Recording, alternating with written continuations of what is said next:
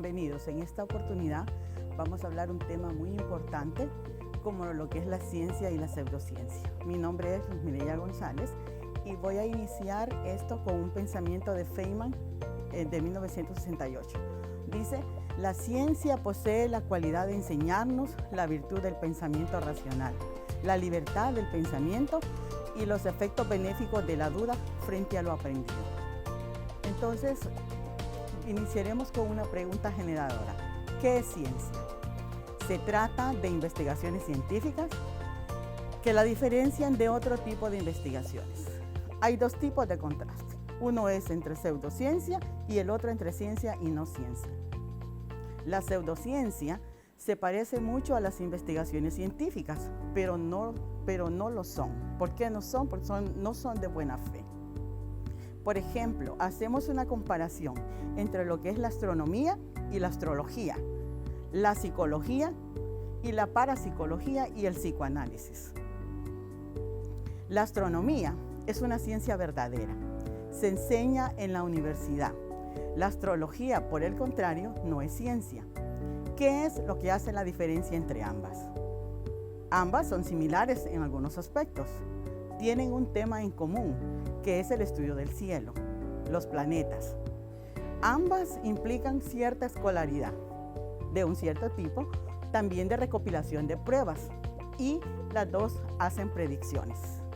La pseudociencia no es un tema sencillo, aun cuando etimológicamente equivalga a ciencia falsa.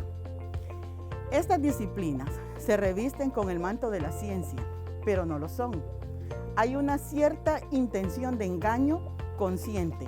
Se intenta tal disfraz como el interés de dar una respetabilidad hacia ellas con algunos productos de la ciencia. William Gray y el filósofo Paul Kurz comentan que la pseudociencia no utilizan métodos experimentales rigurosos en sus investigaciones. Carecen de un armazón conceptual contrastable. Afirman haber alcanzado resultados positivos, aunque sus pruebas son altamente cuestionables y sus generalizaciones no han sido corroboradas por los investigadores imparciales, como dice Karl Popper. Así tenemos en estas pseudociencias un armazón conceptual.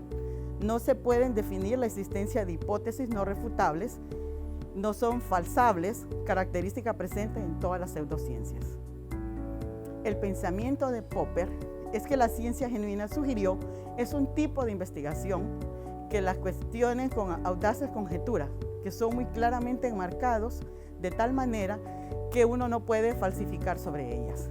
Popper comparó el marxismo con el freudianismo de Freud y dijo que aunque ambas hacen conjeturas de carácter científico, esas conjeturas no son falsables. No hay manera de ponerlas a prueba. En cambio, para Feynman, 1966, tanto los animales como el hombre dotado de inteligencia fueron capaces de extraer lecciones y experiencias en una etapa evolutiva. También de mirar a otros y luego enseñaron a estos individuos de su misma especie a actuar. Pero antes que la muerte llegaran, trataron de descubrir cuál era su situación real y no se conformaron con experiencias pasadas, tal y como fue transmitido a esto llamamos ciencia. En cambio, para otro, como es Thomas Kuhn, 1962, la ciencia se caracteriza por un filtrado en el ciclo de lo que llamó revoluciones científicas, ciencia normal y crisis. Como ciencia normal, Kuhn entendió cuando una comunidad científica trabaja bajo un paradigma definido. Un paradigma científico, lo que llamamos después disciplinas, puede ser la teoría administrativa, la teoría económica, etc., incluiría un cuerpo de doctrinas científicas dominantes. Incluiría también recursos experimentales y tecnológicos, el sistema de valores de toda la comunidad de científicos y que pueden valorar juicios como ser simplicidad, exactitud y plausibilidad. En conclusión, hemos observado la dificultad de explicar qué es ciencia y de la misma forma cómo desenmascaramos lo que no es ciencia, lo llamada pseudociencia. El falsacionismo que sostiene que el método científico implica la realización de conjeturas audaces y luego tratar de falsificar sobre ellas. Hemos examinado el punto de vista de Kuhn de cómo la ciencia pasa a través de revoluciones científicas y de cambio de paradigmas. En este tema de ciencia y pseudociencia, me llamó mucho las lecturas sobre lo que es Bellarmino versus Galileo Galilei, en cuanto se rebatía el panorama de la teoría heliocéntrica, ¿verdad? La Tierra como origen del universo versus Galileo, que a través de las observaciones, a través del telescopio, había dicho que la Tierra giraba alrededor del Sol. Se fueron inclusive hasta un tribunal de la Santa Inquisición para que Galileo Galilei, el astrónomo, se retractara.